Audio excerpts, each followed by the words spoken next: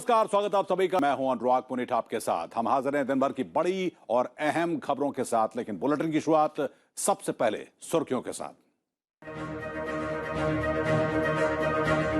NPA के समाधान के लिए वित्त मंत्री निर्मला सीतारमण ने किया बैड बैंक का ऐलान। बैंकों को जारी होने वाली सिक्योरिटी रिसीट को सरकार देगी गारंटी। पिछले 6 साल में बैंकों ने की है 5 लाख करोड़ रुपए से ज्यादा एनपीए की वसूली रिकॉर्ड। ऊंचाई पर बंद हुआ शेयर बाजार।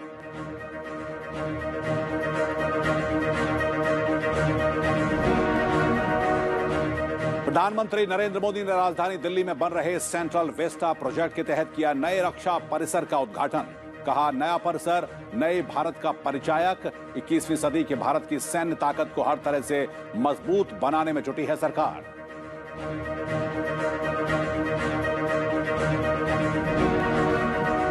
दो 2026 तक देश में 1.8 अरब डॉलर का ड्रोन उद्योग का कारोबार। अगले 3 साल में 5,000 करोड़ के होंगे निवेश, 10,000 रोजगार के अवसर। नागरिक उड्डयन मंत्री ज्योतिरादित्य सिंधिया ने ड्रोन उद्योग के लिए पीएलआई योजना की दी जानकारी।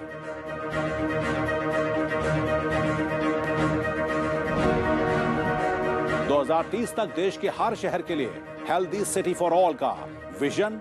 नीति आयोग ने शहरी नियोजन क्षमता में सुधार की फाइनल रिपोर्ट की जारी। रिपोर्ट में national council of town and country planners के गठन की सिफारिश।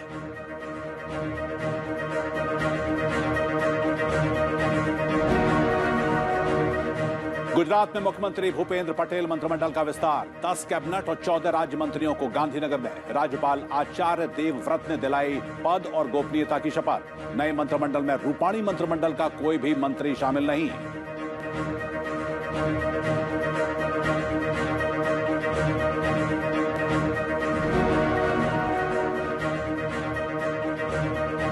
और अब खबरें विस्तार से।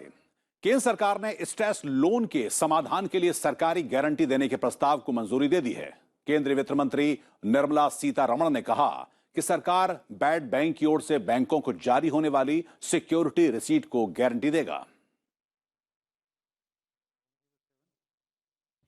राष्ट्रीय परिसंपत्ति पुनर्गठन कंपनी लिमिटेड यानी कि बैड बैंक के लिए केंद्रीय कैबिनेट ने 30,600 करोड़ रुपए की सिक्योरिटी रिसीट को मंजूरी दी है। बैड बैंक कर्ज के लिए सहमत मूल्य का 15% नकद भुगतान करेगा, जबकि बची हुई 85% रकम की गारंटी सरकार की ओर से जारी सिक्योरिटी रिसीट्स के रूप में जारी की जाएगी। बैंकों की सुधरती वित्तीय हालत के बारे में वित्त मंत्री निर्मला सीतारमण ने गुरुवार को यह जानकारी साझा की। उन्होंने कहा कि पिछले 6 सालों में 5 लाख करोड़ से ज्यादा की रिकवरी की गई है। मार्च 2018 से अब तक 3 लाख करोड़ से ज्यादा की रिकवरी हो चुकी है। वित्त मंत्री ने कहा कि पिछले 6 वित्तीय वर्ष में सरकार 4 आर पर आगे बढ़ी है, और ये आर हैं रिकॉग्निशन, रिजोल्यूशन, रिकैपिटलाइजेशन और रिफॉर्म्स। इन्हें लागू किया है, जिसके बाद बैंकों ने ये वसूली की है। So, in the last 6 financial years, banks have recovered 5,01,479 crores in the last 6 years. Of this, 3.1 lakh crores have been recovered since March 2018. Since March 2018, 3.1 lakh crores have been recovered. The total I read out was 5 lakh odd. In 18-19 alone, a record of 1.2 lakh crores were recovered. NARCL को company अधिनियम के तहत बनाया गया है और company ने पुनर्निर्माण कंपनी के रूप में लाइसेंस के लिए आरबीआई के पास आवेदन दिया है। एनएआरसीएल की स्थापना बैंकों में फंसे हुए कर्ज की परिसंपत्तियों को एकीकृत करते हुए ऋण का समाधान करने के लिए की गई है। पीएसबी एनएआरसीएल में 51% स्वामित्व बनाए रखेंगे। वहीं भारत ऋण समाधान कंपनी लिमिटेड यानी कि आईडीआरसीएल परिसंपत्ति का प्रबंधन करेगी और बाजार के व्यवसाय संबंधी विशेषज्ञों और टर्न अराउंड विशेषज्ञों को शामिल करेगी।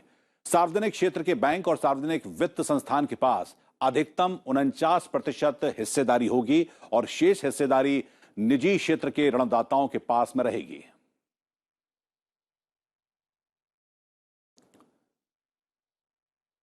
देश में 2026 तक ड्रोन उद्योग का कारोबार 1.8 अरब डॉलर होने का अनुमान है और अगले 3 साल में इस सेक्टर में 5,000 करोड़ रुपए के निवेश भी किए जाने की संभावना है। नागरिक उड्डयन मंत्री ज्योतिरादित्य सिंधिया ने आज ये जानकारी दी। उन्होंने कहा कि पीएलआई की मदद से अगले 3 साल में ड्रोन उद्योग 900 करोड़ रुपए का कारोबार करेगा। इससे करीब 10,000 रोजगार के अवसर पैदा होंगे। नागरिक उड्डयन मंत्री ने कहा कि सरकार का मकसद 2030 तक भारत को दुनिया में ड्रोन हब के रूप में स्थापित करना है और इसके लिए नागरिक उड्डयन मंत्रालय उद्योग सेवा, वितरण और उपभोक्ता की सुविधा के लिए मदद मुहैया कराएगा। बुधवार को केंद्र सरकार ने पीएलआई योजना के तहत ड्रोन उद्योग के लिए अगले 3 साल के लिए 120 करोड़ रुपए की मंजूरी दी थी।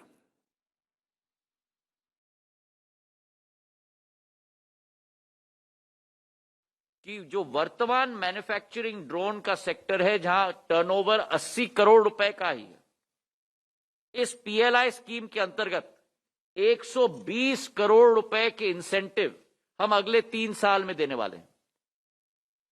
इसका मतलब कि जो आपकी मैन्युफैक्चरिंग ड्रोन सेक्टर की साइज है, उसकी 1.5 गुना ज्यादा इंसेंटिव की घोषणा आज हम लोग सरकार के तरफ से कर रहे हैं।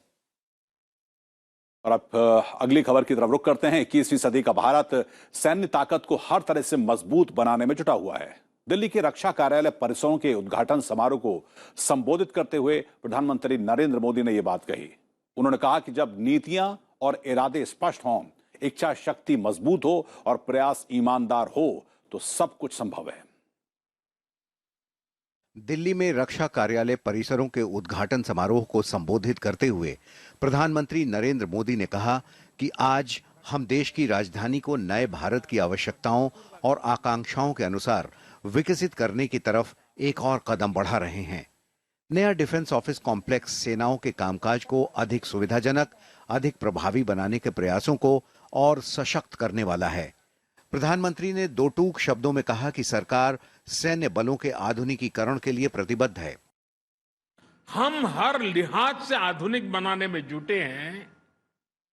एक से एक आधुनिक हथियारों से लैस करने में जुटे हैं। बॉर्डर इंफ्रास्ट्रक्चर को आधुनिक बनाया जा रहा है। चीफ ऑफ डिफेंस स्टाफ के माध्यम से सेनाओं का कोऑर्डिनेशन बेहतर हो रहा है। सेना की जरूरत की प्रोक्योरमेंट जो सालों साल चलती थी, वो तेज हुई है। तब देश की रक्षा सुरक्षा से जुड़ा कामकाज दशकों पुराने हटबैंड से हो, ये कैसे संभव हो सकता है? प्रधानमंत्री ने कहा कि किसी भी देश की राजधानी उस देश की सोच, संकल्प, सामर्थ्य और संस्कृति का प्रतीक होती है। किसी भी देश की राजधानी उस देश की सोच, उस देश के संकल्प, उस देश का सामर्थ्य और उस देश की संस्कृति के प्रतीक होती है। भारत तो लोकतंत्र की जननी है। इसलिए भारत की राजधानी ऐसी होनी चाहिए जिसके केंद्र में लोक हो, जनता जनार्दन हो। रक्षा कार्यालय परिसर दिल्ली के कस्तूरबा गांधी मार्ग और अफ्रीका एवेन्यू में है। इस मौके पर प्रधानमंत्री ने सेंट्रल विस्टा की वेबसाइट भी लॉन्च की। रक्षा कार्यालय परिसर का निर्माण सेंट्रल विस्टा परियोजना का ही हिस्सा है। Bureau report, sunset TV.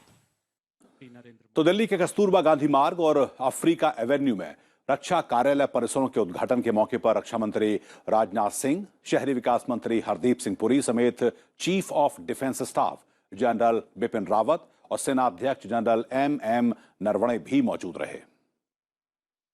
रक्षा कार्यालय परिसरों के उद्घाटन समारोह में अपने संबोधन में रक्षा मंत्री राजनाथ सिंह ने कहा कि रक्षा क्षेत्र में सशस्त्र बलों का आधुनिकीकरण प्रधानमंत्री के प्रयासों के कारण ही संभव हुआ है। यह कॉम्प्लेक्स 21वीं सदी के ऑफिसर्स के लिए हर प्रकार से उपयुक्त है और हर तरह की सुविधाएं भी इस डिफेंस कॉम्प्लेक्स में उपलब्ध हैं। लोकेशन के कारण विभिन्न ऑफिसर्स के बीच तालमेल भी पहले की अपेक्षा अधिक बढ़ेगा। क्योंकि हार्टमैन्स और बैरक्स में यह संभव नहीं था, लेकिन यहां पर कोलोकेशन होने के कारण विभिन्न ऑफिस के बीच जो कोऑर्डिनेशन होना चाहिए, स्वाभाविक रूप से वह कोऑर्डिनेशन बढ़ेगा। वहीं शहरी विकास मंत्री हरदीप सिंह पुरी ने प्रधानमंत्री को भरोसा दिया कि अगले वर्ष गणतंत्र दिवस परेड नए सेंट्रल विस्टा में होगी। उन्होंने ये भी कहा कि अगले साल संसद नए भवन से काम करेगी। कि सेंट्रल विस्टा एवेन्यू जो है, जो जहां पे हम 26 जनवरी की अगले साल की परेड करेंगे, मुझे पूरा विश्वास है कि अगले 2-2.5 महीने के अंदर उस पे काम हम कंप्लीट कर पाएंगे। 75th ईयर ऑफ इंडिपेंडेंस में जो विंटर सेशन पार्लियामेंट का होगा, वो हम नई पार्लियामेंट बिल्डिंग में करेंगे अगले साल। नए रक्षा कार्यालय परिसरों में तीनों सेनाओं और रक्षा मंत्रालय के करीब 7,000 कर्मियों के बैठने की व्यवस्था है। नए भवन आधुनिक, सुरक्षित और काम करने में सुविधाजनक हैं।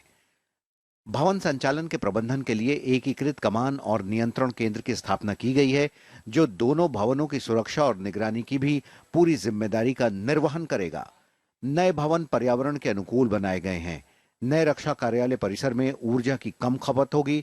इन भवनों के निर्माण के लिए हल्के इस्पात के ढांचे का उपयोग किया गया है, जिससे भवन के निर्माण में 6 महीने का समय कम लगा। Bureau report, sunset TV.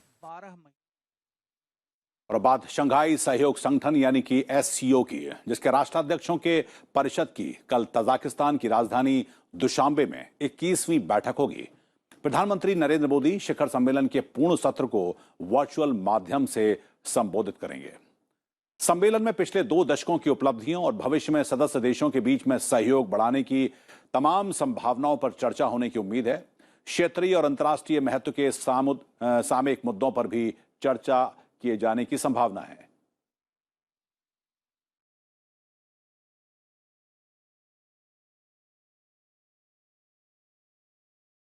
Between the SCO members and what is called the Collective Security Treaty Organization, or the CSTO, and that outreach session on Afghanistan for the leaders.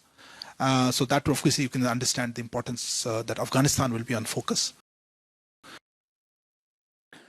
SCO परिषद के सदस्य देशों के प्रमुखों की 21वीं बैठक हाइब्रिड प्रारूप में दुशांबे में 17 सितंबर को शुरुआत होगी। तजाकिस्तान के राष्ट्रपति इमोमाली रहमान बैठक की अध्यक्षता करेंगे। एससीओ की शिखर बैठक में सदस्य देशों के नेताओं के अलावा पर्यवेक्षक देश, संगठन के महासचिव, एससीओ क्षेत्रीय आतंकवाद निरोधक ढांचा के कार्यकारी निर्देशक, तुर्कमेनिस्तान के राष्ट्रपति समेत दूसरे आमंत्रित अतिथि शामिल होंगे। भारत और पाकिस्तान 2017 में एससीओ के स्थायी सदस्य बने थे। एससीओ की स्थापना रूस, चीन, किर्गिस्तान, कजाकिस्तान, ताजिकिस्तान और उज्बेकिस्तान ने 2001 में शंघाई में एक सम्मेलन में की थी।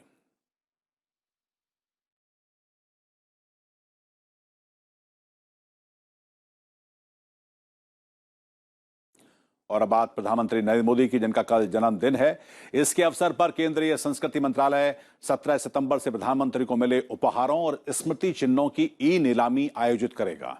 स्मृति चिन्हों में पदक जीतने वाले ओलंपियन और पैरालंपियन के स्पोर्ट्स गियर और उपकरण, अयोध्या राम मंदिर की प्रतिकृति, 4 धाम, रुद्राक्ष, कन्वेंशन सेंटर, मॉडल, मूर्तियां, पेंटिंग, अंगवस्त्र शामिल हैं।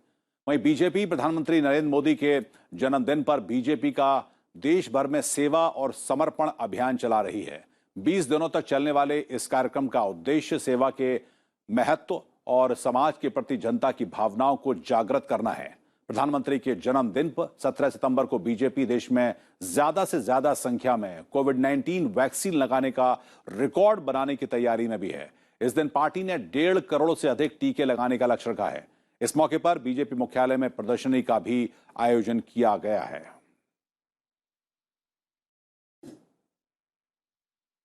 भारतीय शहरों को रहने योग्य, प्रतिस्पर्धी और टिकाऊ बनाने के लिए नीति आयोग ने रिपोर्ट जारी की है, जिसे भारत में शहरी नियोजन क्षमता बढ़ाने के उपाय के नाम से जारी किया गया है।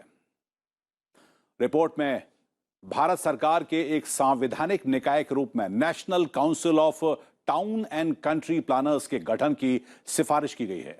साथ ही नेशनल अर्बन इनोवेशन स्टेक के भीतर एक national digital platform of town and country planners बनाने का सुझाव भी दिया गया है। रिपोर्ट जारी करते हुए नीति आयोग के उपाध्यक्ष राजीव कुमार ने कहा कि आने वाले सालों में शहरी भारत अर्थव्यवस्था के विकास को ताकत देगा, इसलिए नगर नियोजन समेत शहरी चुनौतियों पर अधिक नीतिगत ध्यान देने की जरूरत है।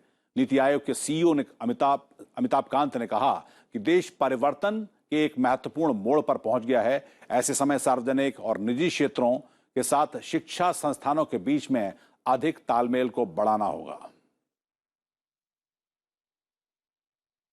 Now it is obvious that good livability is also good compactness as long as it is accompanied by public transportation. And therefore, this new forms of urbanization need to be embodied in the thinking of our urban planners, particularly town planners. Report में कई सिफारिशें की गई हैं, जिसका मकसद भारत में शहरी नियोजन क्षमता की बाधाओं को दूर करना है। इसमें स्वास्थ्य सुविधाओं के विकास, जमीन का बेहतर इस्तेमाल, मानव संसाधन का विकास करना शामिल है। रिपोर्ट में शहरी प्रशासन को मजबूत करने और town and country planning act में संशोधन करने का सुझाव दिया गया है। इसके अलावा निजी क्षेत्र की साझेदारी बढ़ाने की सिफारिश की गई है। शिक्षण संस्थानों की गुणवत्ता में सुधार की ओर कदम उठाने का भी सुझाव दिया गया है।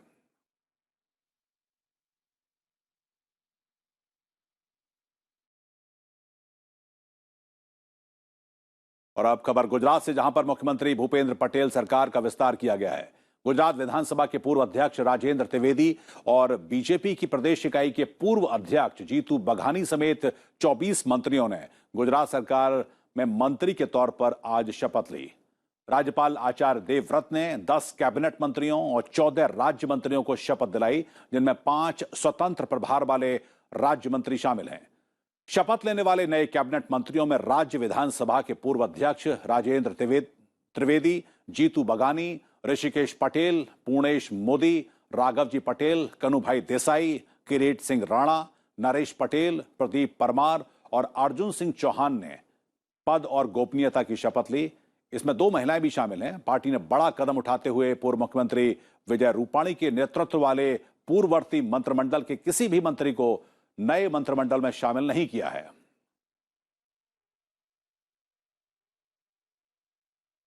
और अब खबर शेयर बाजार से, जहां पर लगातार ऊंचाई के लिए शेयर बाजार रिकॉर्ड बना रहा है। सप्ताह के चौथे कारोबारी दिन शेयर बाजार दिन भर के उतार चढ़ाव के बाद दोबारा रिकॉर्ड स्तर पर बंद हुआ।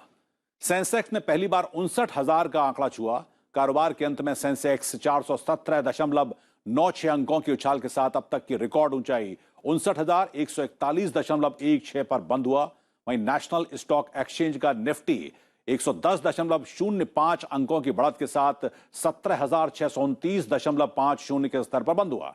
सरकार ने बुधवार को ऑटो और टेलीकॉम सेक्टर के लिए राहत पैकेज का ऐलान किया है। इसके बाद से ही टेलीकॉम और ऑटो शेयर्स में हलचल मची हुई है।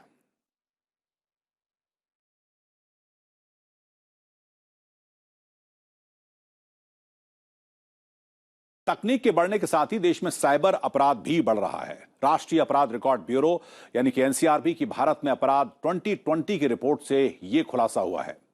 रिपोर्ट के मुताबिक 2019 के मुकाबले 2020 में प्रति लाख जनसंख्या पर साइबर अपराध की दर 3.3% से बढ़कर 3.7% हो गई है।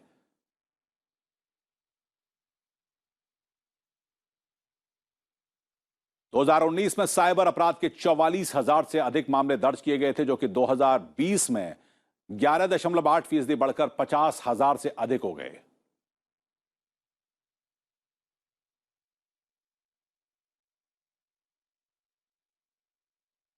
दो 2020 के दौरान दर्ज किए गए साइबर अपराध के 60% मामले धोखाधड़ी के थे। इसमें सबसे अधिक ऑनलाइन बैंकिंग फ्रॉड के हैं।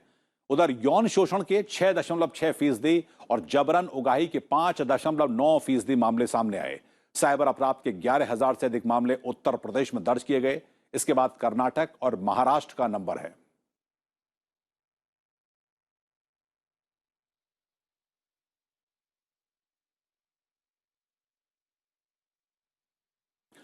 और अब एक नजर राज्यों से जुड़ी हुई अहम खबरों पर।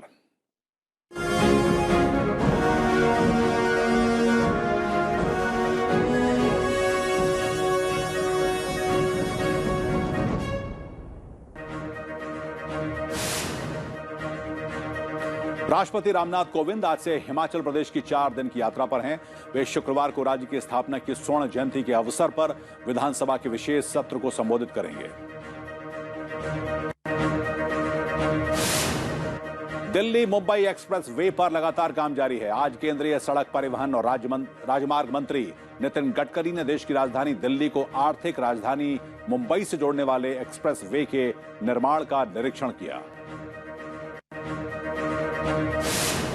बिहार के पूर्व मुख्यमंत्री जीतन राम मांझी ने आज दिल्ली में बीजेपी के राष्ट्रीय अध्यक्ष जेपी नड्डा से मुलाकात की।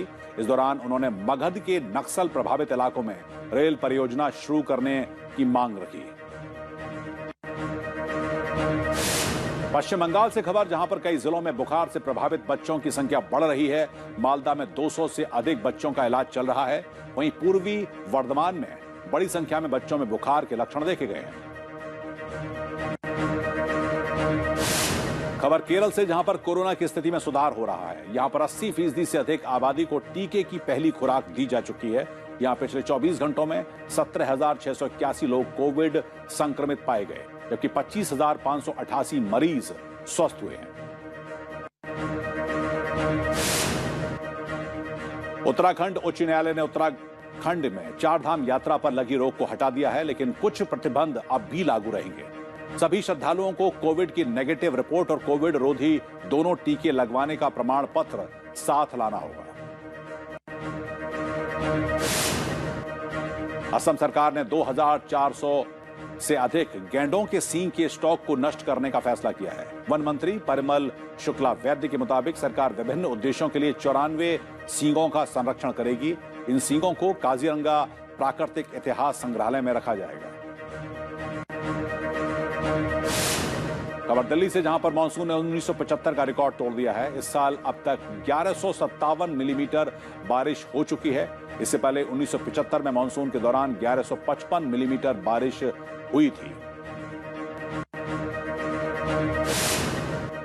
उत्तर प्रदेश से खबर, जहां पर दृष्टिबाधित छात्रों को ऐतिहासिक स्थलों के बारे में जानकारी देने के लिए भारतीय पुरातत्व सर्वेक्षण यानी कि ASI ने आगरा स्मारक नामक पुस्तक ब्रेल लिपि में जारी की है। इसमें ताजमहल, आगरा किला, फतेहपुर सीकरी सहित लोकप्रिय स्थलों को शामिल किया गया है।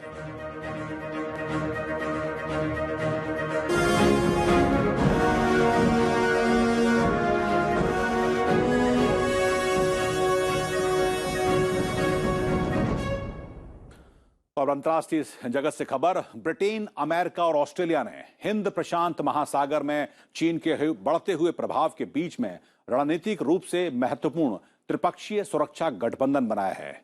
यानी कि इस संगठन, जिसको AUAKS का मकसद हिंद प्रशांत क्षेत्र में अपने हितों को साझा करना है।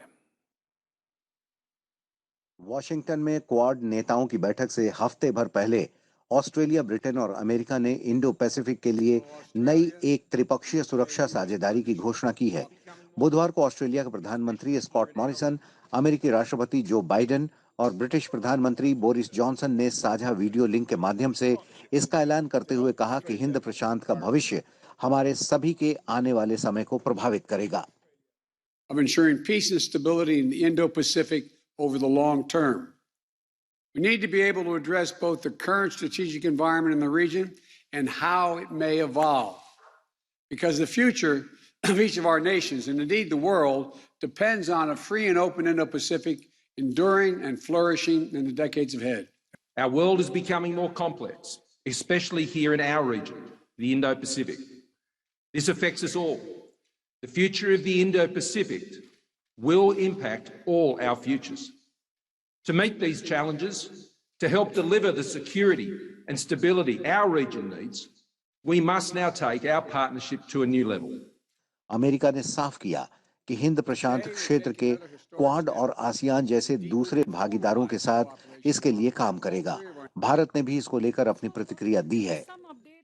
As mentioned therein, he will participate in the first in-person Quad Leaders Summit in Washington on September 24th. While Prime Minister is in Washington, he will also have a bilateral meeting with President Biden. We also look forward to bilateral meetings with other Quad leaders, time permitting. AUKUS यानी AUKUS में शामिल 3 देश artificial intelligence, quantum प्रौद्योगिकियों और समुद्र में क्षमताओं को बढ़ाने से जुड़ी प्रौद्योगिकियों में सहयोग करेगा। अमेरिका और ब्रिटेन परमाणु पनडुब्बियों के विकास में भी ऑस्ट्रेलिया की मदद करेंगे। दिलचस्प यह है कि क्वाड की बैठक से ठीक एक सप्ताह पहले इस नए ट्रायलैटरल एक्सेस का अनाउंसमेंट किया गया है, जिसमें भारत शामिल नहीं है। अब रुक करते हैं अगली खबर का, जहां पर भारतीय क्रिकेट टीम के कप्तान विराट कोहली ने एक घोषणा की है कि T20 वर्ल्ड कप के बाद अब वो T20 वर्ल्ड कप के कप्तान के तौर पर अपनी पारी को समाप्त करना चाहते हैं। यहां इस T20 वर्ल्ड कप के बाद वो T20 टीम की कप्तानी को छोड़ देना चाहते हैं। उन्होंने एक भावुक पोस्ट के साथ इस बात की जानकारी को साझा किया। कोहली ने अपने फैसले के पीछे अधिक वर्कलोड और काम के अधिक दबाव का हवाला दिया। उन्होंने सभी साथी खिलाड़ियों, सपोर्ट स्टाफ और BCCI को भी धन्यवाद दिया है। विराट कोहली जो कि टेस्ट, वनडे और T20 में तीनों ही जो फॉर्मेट हैं उसके कप्तान हैं, लेकिन जैसा उन्होंने अपनी इस पोस्ट में लिखा कि इतना वर्कलोड है और तीनों फॉर्मेट में उनको अपनी एनर्जी लगानी पड़ती है और पिछले 7 से 8 साल से वो लगातार इस काम को बखूबी अंजाम दे रहे हैं, लेकिन अब वो वनडे और टेस्ट मैचों पर कंसंट्रेट करना चाहते हैं। लिहाजा उन्होंने कहा कि वो T20 में खेलते रहेंगे एक बल्लेबाज के तौर पर, लेकिन कप्तानी को अब वो अलविदा कहना चाहते हैं।